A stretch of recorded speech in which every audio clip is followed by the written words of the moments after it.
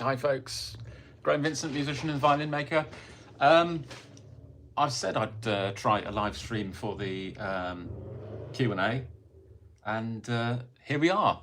I haven't told anyone I'm going to be doing this live, so I'll be surprised if anyone turns up. If you do, feel free to ask any sort of questions. But as usual, I've got a whole load of questions sort of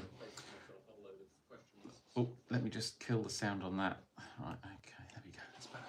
Yeah, so I've got a whole load of questions sort of lined up here. So I just got to click a few boxes and things on the screen here. This isn't as easy as I'd imagine. Welcome to live chat. Yeah, that's on. So theoretically, if anyone does send me a message, I should be able to see it. But what I'm going to do is I'm going to crack straight in with the questions that I've already got. Some of them are from the Q&A number 10. This now is Q&A number 11, and some of them are from a couple of the other videos. So in no particular order, pretty much just the order that I copied and pasted them into this thing I've got in front of me. Brennan 985, hello, back again. Hello, Brennan, hi.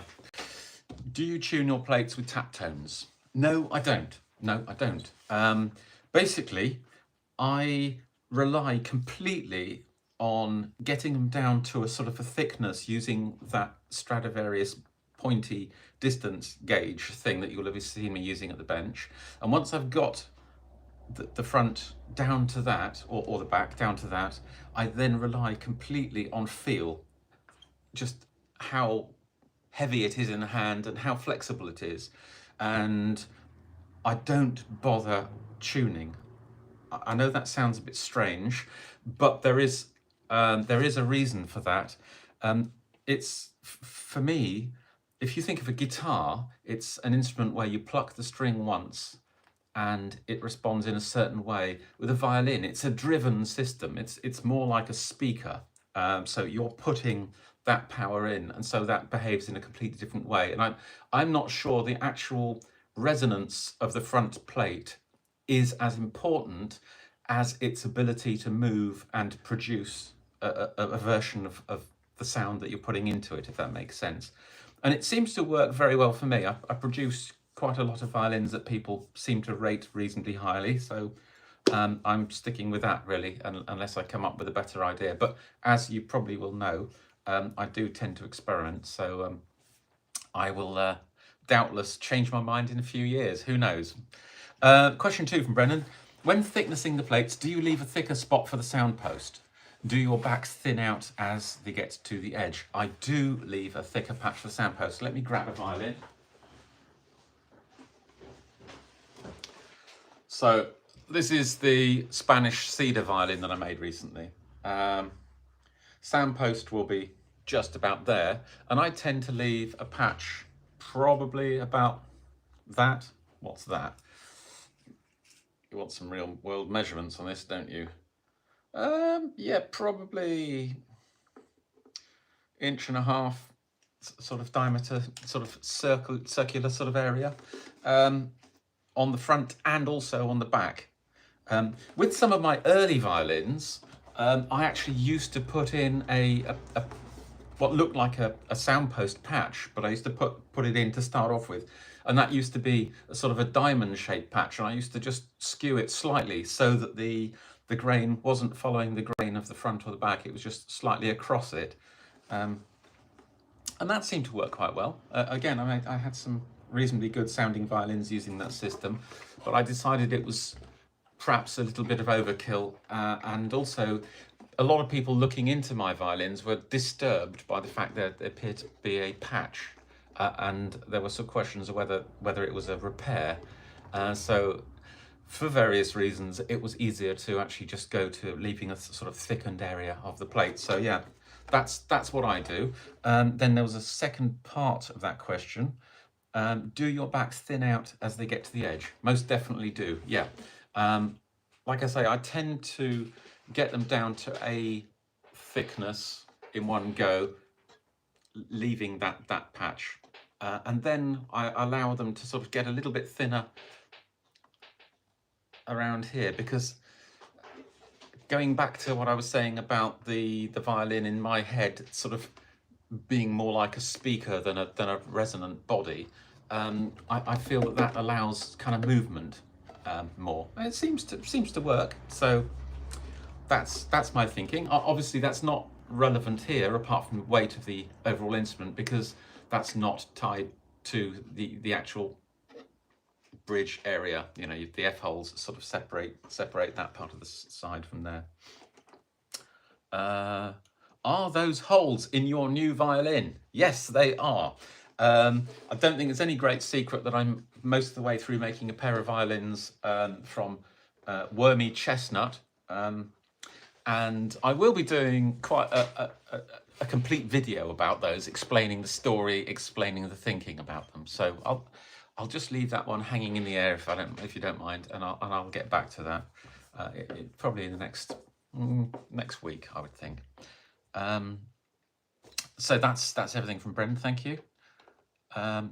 Interesting one here from Gary Eden. I'm a guitar builder of 20 years or so, now venturing into violin making and loving it.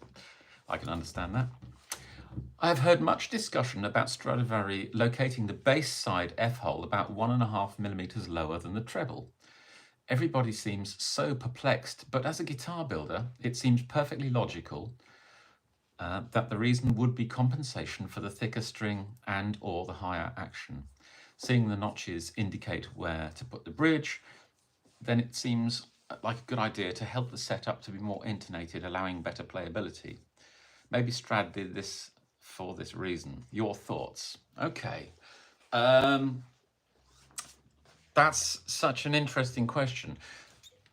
I wasn't aware that that was the case. So what Gary's saying basically is that it appears that on a strads or number of strads, this F-hole is maybe 1.5 millimeters lower. I must actually sort of look this up and find out if that's the case. However, I mean, there's one underlying sort of suggestion in your question, and that is that you somehow have to allow for compensation. It's not the same as a guitar, because in a guitar you have frets, and so you know the string length has to be changed to allow for the tension that you put on the string when you press down. So the theoretical halfway point of the 12th fret, which should be a perfect octave, when you press down isn't a perfect octave if it's set at halfway, because you're stretching the string. So you're raising the tension of the string, and therefore the pitch goes up. So the bridge, and on guitars you'll see this, you know, you have slanted bridges. Because of that, the bridge is tilted a little bit in order to, and on an electric guitar, for example, is really noticeable, where you have all these individual little sort of bridges all moved and adjusted accordingly. So the thing is, when you're playing a violin, you make those adjustments yourself. If you're familiar with playing the violin, you'll know, for example, if you move from one violin to another, you can detect tiny differences between how high the string is set off the neck, because it will affect where your first finger needs to be. You know, particularly if you're playing something like a B flat, it's really noticeable that is affected dramatically by the setup. But you within seconds you adapt to that. So I think with the violin there's a constant mental and physical adjustment to make the thing play where you need, and you have to do that, because there being no frets, you know, you don't always put your finger in exactly the same place, and so with experience you get pretty close to it, but nevertheless you have to be making instant minute adjustments to each note. So I think the suggestion that there's compensation being offered, but because of the sort of the higher action, thicker string on the G, I'm not sure if that's the reason for it, to be honest. I'm really not sure. I'm not sold on that one. It's an interesting idea, and your opinion is every bit as valid as mine. You may very well be right, and I may very well be wrong. But that's my opinion. Yeah, it's seeing as the notches indicate where to put the bridge. Well, the other really interesting thing is if you have a look at a whole load of old paintings and so on from, you know, the sort of 16th and 17th century, often the bridges were nowhere near the center of those. They were often, you know, people had placed the bridge down here for whatever reason. But it's quite interesting to see how free they felt to adjust the placement of the bridge. So again, it's a very clouded kind of story. It's hard to actually make assumptions and say that's definitely how it was. I hope that helps. I've certainly not answered your question. I can only apologise. Can you, Douglas Madlock, can you discuss your method of making templates from paper plans? Yes, I went on eBay and I bought some of that really old-fashioned carbon paper, which is great. And it means I can just transfer things really easily. In the past, I used to use tracing paper, you know, the old trick of tracing paper on a plan, draw around it, put loads of paper, loads of pencil on the back of the tracing paper, put it on the thing that you're trying to transfer the plans to, and draw around it, and away you go. So yeah, either of those methods work really well. Then, of course, if you don't mind sacrificing the plans, you can actually just cut out what you want, fasten it down, you know, stick it down and work with it. But that's kind of a one-time kind of operation, isn't it? So that's what I do at the moment. The last couple of years, carbon paper. KRT KV. Okay. Well, this is quite a long question. Let me tackle this one. Here we go. Hello, Graham. Please allow me to respectfully disagree with you on the issue of fine tuners, amongst other things. I have absolutely no problem with anyone disagreeing with me at all. In fact, I positively encourage it. That's what discussion's about. So, I mean, that's how I learn stuff, and there's a lot I need to learn. You are correct that for gut strings, fine tuners were not necessary. Good. But the story with the E string seems to be a bit different. Already at the beginning of the 20th century, Doctors Tomastik and Infeld promoted the use of steel strings. Their company produced cast iron tailpieces with built-in fine tuners on all strings. This system worked as a damper, which was a big help for improving the sound of these terrible strings. Nowadays, steel strings have become much better, although still quite horrible in my opinion. So people try to give up the extra weight of the tailpiece in order to make the sound brighter and fuller. Usually those who do this leave a barely noticeable micro machine on the E, and those who like comfort or think that the weight of the tailpiece does not have a significant impact on the sound of their instrument put Whitner type tuners on all four strings. There are, of course, lightweight plastic tailpieces with built-in tuners. Please let me know what you think. Yeah, what do I think?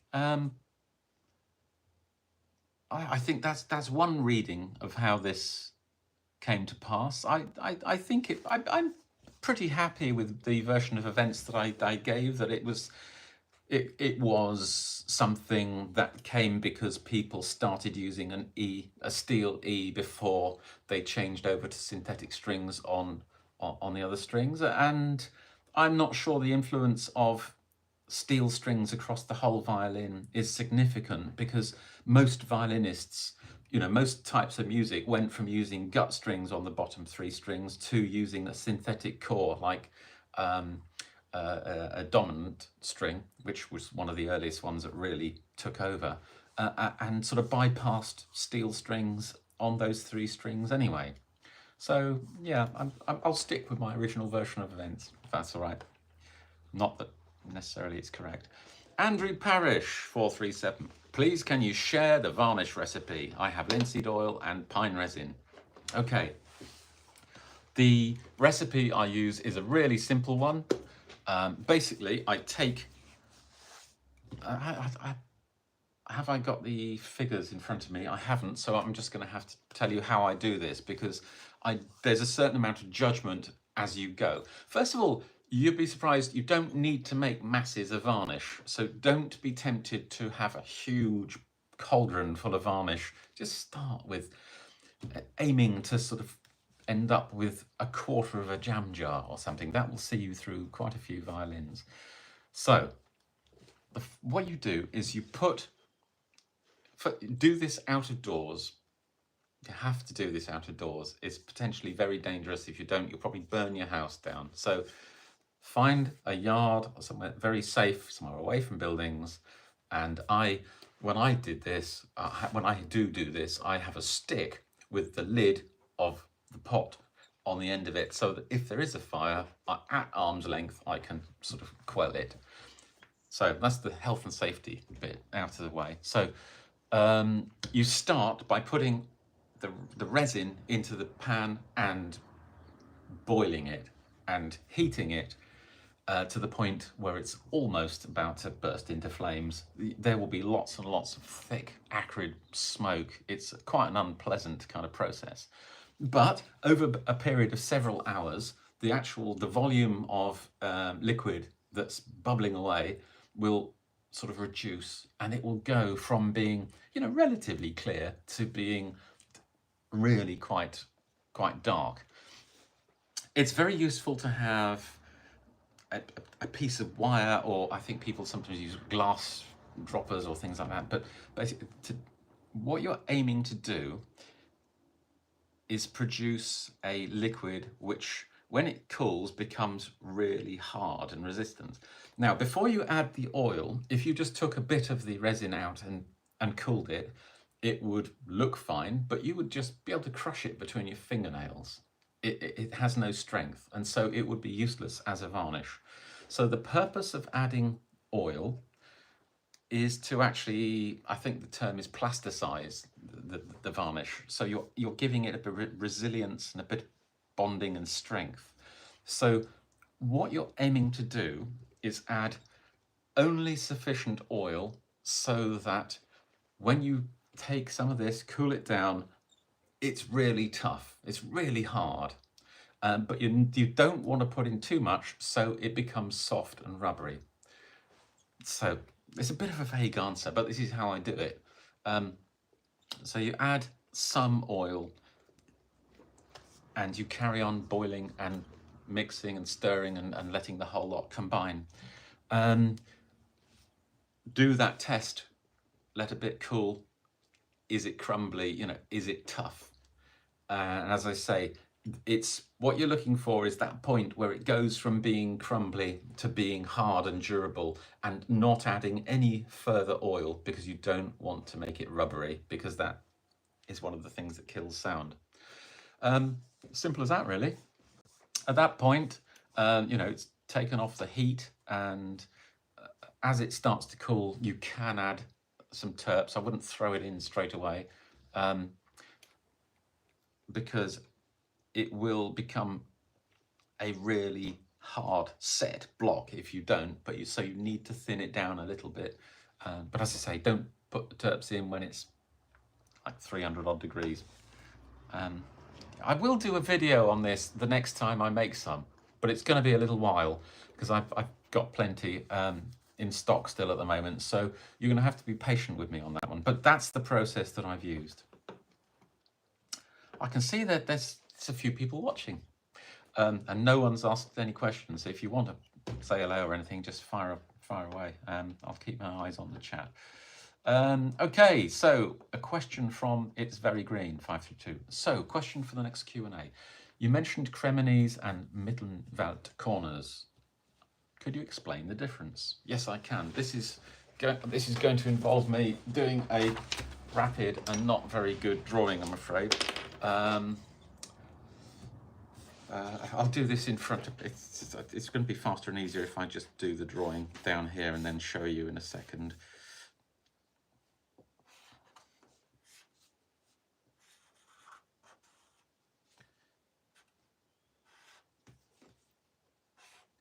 This isn't the most exciting bit of YouTube, is it? Sorry about that.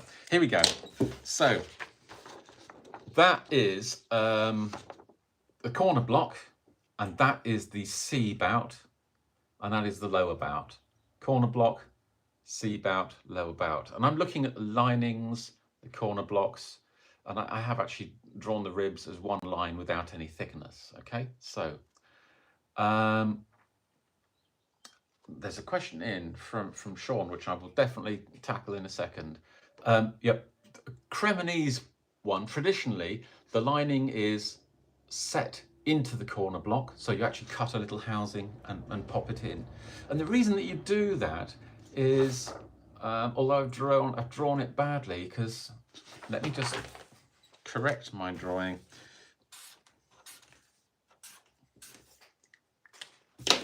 There we go. Effectively, on the lower bout, the curve is that way at that point. So if there's any force on the lining, it's keeping it in place. Whereas on the C bout, the lining's natural tendency is to pop away from the violin body. So this housing keeps that lining in place.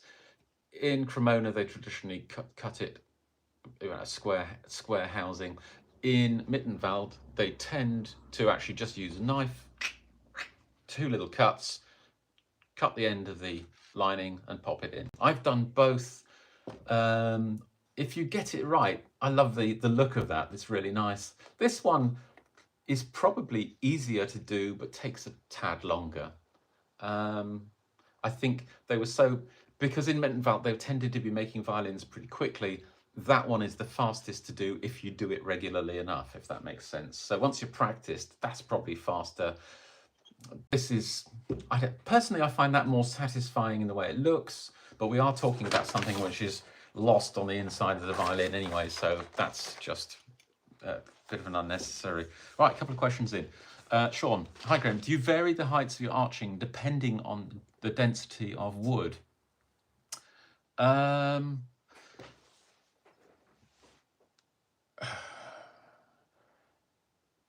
No, I do vary the heights of the arching.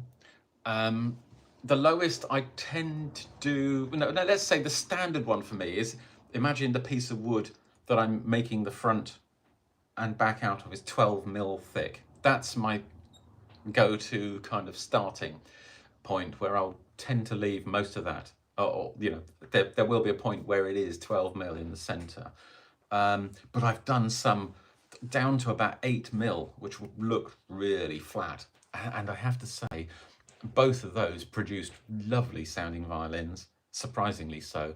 I thought it would just give more volume, but it gave a lovely sound as well. And then I've done some which were, I think the most extreme I've ever done was 15 mil.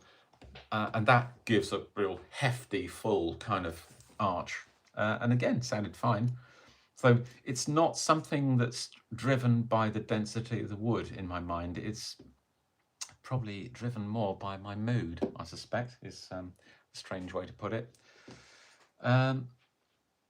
Yankee Doodle, greetings from the USA. Hello, USA. Interesting video. That's the aim. Wilma Mancia, good morning, Mr. Vincent. Listen to you with a cup of coffee, 7:30 a.m. Blimey, okay. Does hide glue expire? Yes, it does. It has a pretty good shelf life, but I mean, I'm using hide glue that I bought 10 years ago. But I mean, if you think, you know what, I'm gonna correct that. I'm gonna change my mind on that one, because people say you shouldn't keep it in stock indefinitely. However, and then they're playing on violins which have, some of the glue joints in there are hundreds of years old. So it obviously lasts quite a long time in the right environment. So keep it in the dark, keep it cool and dry in a sealed container. I suspect it will last a very, very, very long time, probably quite long enough. More so than, some of the synthetic glues, which have a best before date on, don't they? Jeff 034, plate tuning. Having hewn, the best word for rock like bird's eye maple. my backplate for the latest instruments. I'm keen to improve on tone on the last one, researching plate weights and modes 2 and 5 for good instruments. Very interested to know if you tune your plates and what weights, frequencies you use. Sorry, I think we've covered this one already, haven't we, Jeff? So basically, I do it by feel. I'm more interested in how that balance of the ability for it to move but have structural integrity. So it's kind of I'm playing a game of getting it as light as I can. But I mean, I described this before as I normally thin them down until I start to worry. And I think that's a fair way of describing it. Hope that describes it. DIY dark matter. I've seen violins with sympathetic strings, and they run other regular strings, and I'm guessing vibrate on their own. Do you think they really do anything? Yes, they really do. I mean, you only have to listen to a Hardanger fiddle to realise that they do. They produce almost like a reverb, like swell to the sound, but directed to certain frequencies. So, I mean, you know, with a violin, I mean, you have, when you're playing one note, you have 3 sympathetic strings. Let me going mad. Where's my violin? Here we are. I mean, one of the things you look for in a good violin is the fact that it does resonate, it does ring. So, for example, if I play, I'm going to play the G on the D string, and I'm going to stop playing it immediately and lift my finger off, so that note stops. But you hear the whole thing ring on, yeah? And that's what sympathetic strings do. They join in on selected frequencies. I mean, interestingly, how can I explain this? With that, one of the reasons that people like ringy violins, like this one, is because it's easier to play in tune. Because if it doesn't ring, if I move my finger away from that note slightly, see, the ring has gone, that ringiness has gone. And so when you're playing in tune, the sound is reinforced, and it sort of helps you play in tune. And it makes a nicer sound, a much richer, fuller sound. So the sympathetic strings pretty much do the same sort of thing. Yeah, I hope that helps.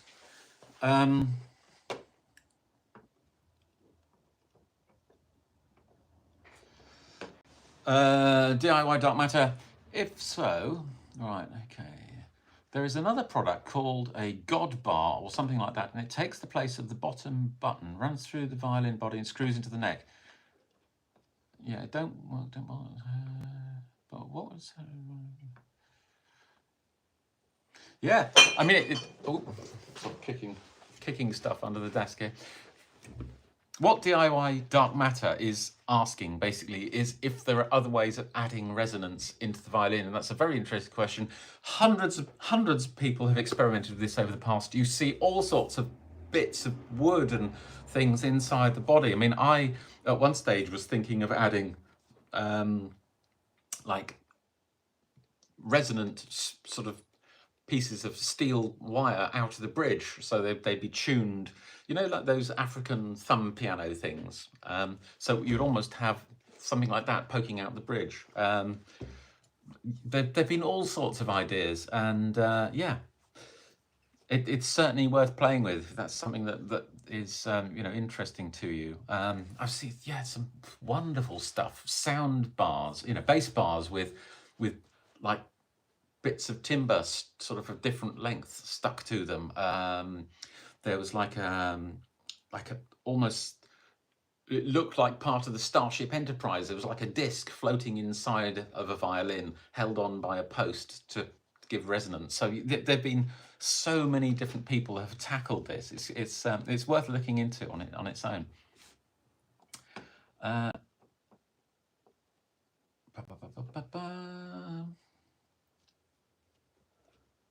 Right, okay, moving on. Monty Latham. I was wondering if the diamond files will be useful. Yes. Sorry, I'm just getting through. No, okay, that's not really a question for today. I've answered that one already. Okay. Apilicus. I plan on making a grammil primarily for guitars, but want to make sure it's usable for violin binding. What considerations do I need to keep in mind as I do this? Do you know, in all honesty, I'd just make two. Make one that's really good for the violin and make one that's really good for the guitar. That's what I'd do, because they are slightly different. It's, rather than having something that's a bit of a compromise on each occasion, I'd go for the best on each occasion. So yeah, that's what I do. Make the tool for the job, because it won't take you that long to make it, make an extra one. And also it means every single time you use it, you won't be going, huh, I wish I had a better, tool. So that would be my suggestion. 100 Sunset. May I ask, what do you use for sealing and grounding violin? I have used all sorts of stuff. I mean, I've mentioned this before. I've used all sorts of stuff for sealing and grounding. There was egg albumin was one I've tried in the past. I did another one which worked really well was thin hide glue with alum, I think, which denatures the protein to a certain extent. I've used just varnish itself, oil varnish, thinned down with terps. That works really well. I even tried using Danish oil on one occasion, which looked reasonable. So yeah, I mean, what you're trying to do is you're trying to seal the timber to stop the differential staining of the timber as you progress, so that you maintain and enhance that chatoyance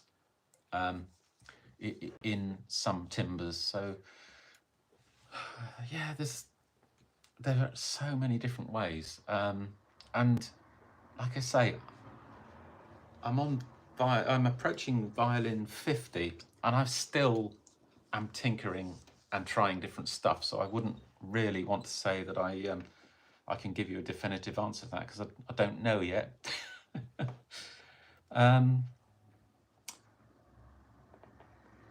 Okay. Good morning from Ottawa, from Don Macquarie. Hi there. Hi, Don. Hi. Right, the real non sequitur. In my musings, I wondered if anyone has ever considered treating the top plate in a way that has different thicknesses in each quadrant to try and encourage sympathetic resonance with each string. Forgive me if this is an absurd premise. I have an engineering background and I'm just getting into instruments now. It's not an absurd premise at all. And what I was saying about, I mean, that kind of ties in a little bit with DIY Dark Matter's sort of question about resonance and so on. Let me grab my fiddle again. Yeah, so my approach is basically that I kind of like to think of this section moving as a driven system. It's yes, you can pluck it and it rings on, but not in the same way that a guitar does. This is when you're playing the violin, you are putting the force in constantly. It's a driven system, So I think you need to bear that in mind when you're talking about resonance and so on. I mean,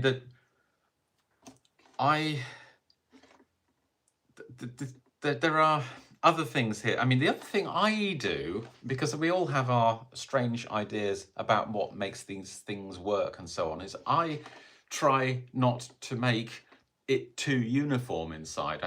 Like I say, I get it to a certain point and then work by feel, but I'm not upset by unevenness in thickness. I'm not upset by things not being exactly the same all over, because I think if it was perfectly uniform, then it may well turn out to be very good at producing one frequency. That's the last thing you want. You want a system that is equally good or equally bad at producing sound from any given, from any frequency. So that's a sort of roundabout kind of answer to your question. But so many people have been making violins for so long, you can guarantee that someone's done precisely what you've asked. And that's the more I learn about violins, the more I understand that it's all been done pretty much. So right, Jeff 034. What width is the Ibex style thumb plane you are using, please, Graham? Thanks. I need to preface this by saying, because I often get asked about specific tools that I'm using. The specific tools that I'm using, most of them I've come to by accident, and I'm certainly not saying they're the best ones for the job. I mean, I have a range of gouges, but half the time I've got a particular gouge because I was looking at a second-hand stall and I really like the look of that gouge. So if I'd had the choice of any, I probably would have ended up with something different. So that's a bit of a caveat there. But so knowing that this question was in there, I brought the 4 planes that I am using really at the moment. The first one is the only Ibex style one, but I don't think that's the one you're asking about. But this is a flat one, which I needed because I needed a flat plane, but I don't use it that much. But the width of this one is, and I'm going to do this in millimeters, I'm afraid, it's 22 millimeters, which is, I think, exactly 7/8 of an inch, isn't it? By 40 millimeters, so 22 by 40. Then this curved plane is probably the one I use most of all. And it's 24.5, so nearly an inch wide, just under an inch wide, by 52.5, so nearly an inch wide, just over 2 inches long. Curved sole. That's really nice. This one is the one that I use a lot of. Well, I use that one as well a lot. So I use this one a lot. I wish this was slightly bigger. So probably if I only had to have one, it would be exactly halfway between these two. So let's find out what this one is. It is 16 millimeters. What's that?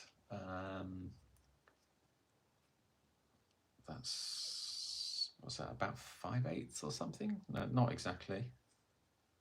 By 34 millimeters. Curved. So yeah, if I had to have one, it would be halfway between those two. And then the old faithful one that I made when I was 18, and I still use all the time, which is, again, it's curved, but it's not as heavily curved as that mid-size one, but it's 28 millimeters long by 13 millimeters wide.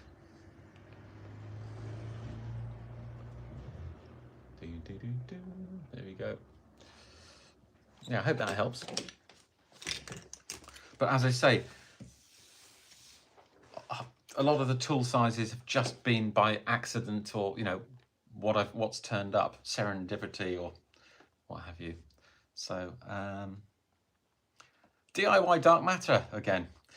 I wonder what it would sound like without F-holes. Right, okay, this is a comment taken off the video where I show the wormy sort of fronted violin. So I think basically DIY dark matter is saying there's probably enough sound hole in that violin that you don't need F-holes. Right, there are 2 parts to my answer here. Yes, I suspect there are. However, F-holes do something completely fundamentally different, and I kind of just touched on this just now, and that is they free up this center area. So they detach that plate there from the sides. What I've often thought about doing, and I haven't yet done, is making a violin which doesn't have F-holes. It simply has a couple of slots, just narrow 1 millimeter wide slots, so to speak, so that that bit is free, and then, putting sound holes somewhere else. I did when I had a really old, dreadful old violin that was going to go in the bin. I did get a saw to it, and I put a saw cut down there and there, and up here and here, to increase the size of that center area. And yeah, it made a huge difference to the sound. It wasn't a good difference to the sound, but it made a difference. It was quite shouty, and that just sounded horrible, really.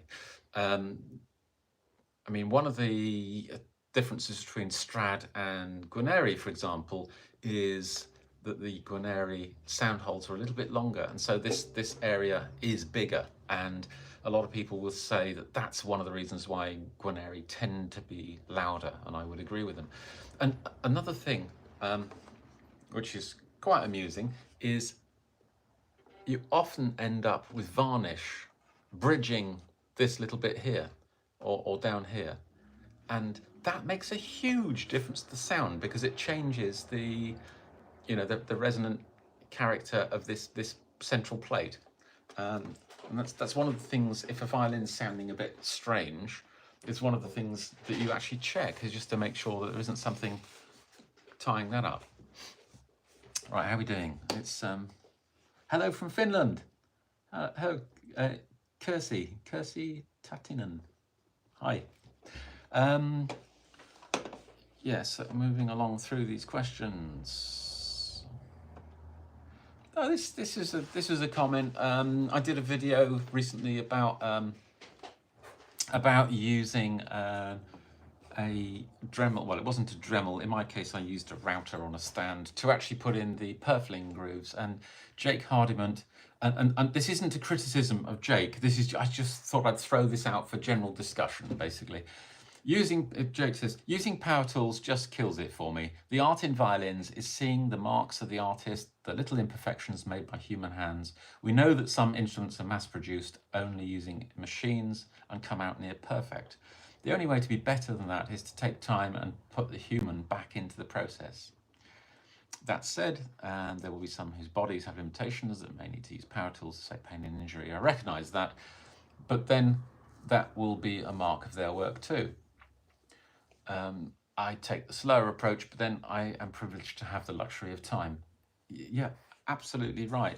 And I don't disagree at all. But being the devil's advocate, in reply to him, I said, well, how do you feel about pillar drills, which we all use, and bandsaws, which we all use? There are very few violins made out of timber that's not been cut down with a chainsaw, or that's not been, it's not been milled some way, shape, or form. So the way I look at it is, we all have to make our own choices about what's important to us. But if you're using a machine that will do the job, regardless of how regardless of your input, then that no longer counts as being made by you or being made by hand in any way, shape, or form. I mean, if you take a piece of wood to a bandsaw and then go and have a cup of tea, you don't come back to find that it's been cut out.